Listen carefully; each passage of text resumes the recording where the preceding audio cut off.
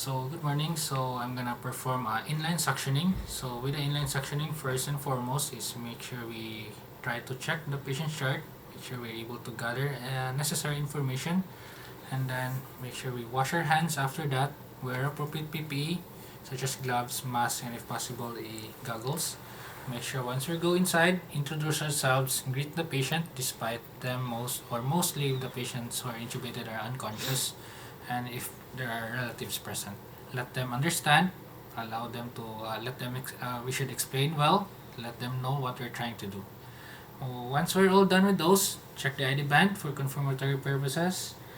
Listen to the breath sounds before suctioning. Make sure we assess the patient, take note of their SpO2 level and their heart rate, and then also make sure that the AT tube is secured with the appropriate lip level, and then position the patient in a elevated bed.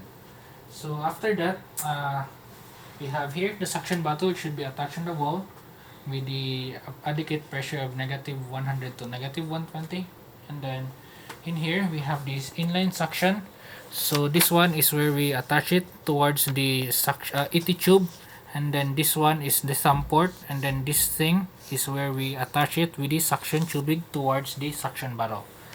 So first and foremost is with the suction bottle is make sure we check it if it's adequate pressure, there are no any misconnections, and then before suctioning the patient, make sure we hyperoxygenate the patient by pressing this. So we will take note there's 100% oxygen, so it will turn green.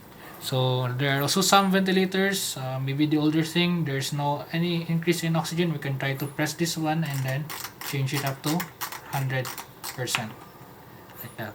So after that, with this is make sure we try to this sheath in here is the reason is we avoid the patient from having any infection because the suction catheter is being secured and covered it up. So first is we have to hold this tightly with our hands, with the other hand, and then the other hand is we have to push this forward, not too deeply, until we feel any first resistance or if the patient does cough. If those have any, we sense those two, we try to move quite a bit, and then we can try to press the thumb port and suction it up. So when doing the suctioning, it should not be more than 10 seconds. And then right after that is we try to rest the patient for about a few seconds after the first attempt, and then we can proceed with the other second attempt.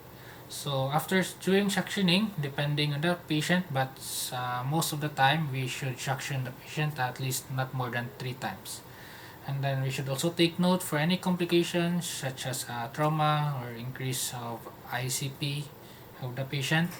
And then we should also take note of the breath sounds after we did the suctioning part. Listen to it if it's already been cleared up. Take note also the vital signs, and then take note also if the patient's color.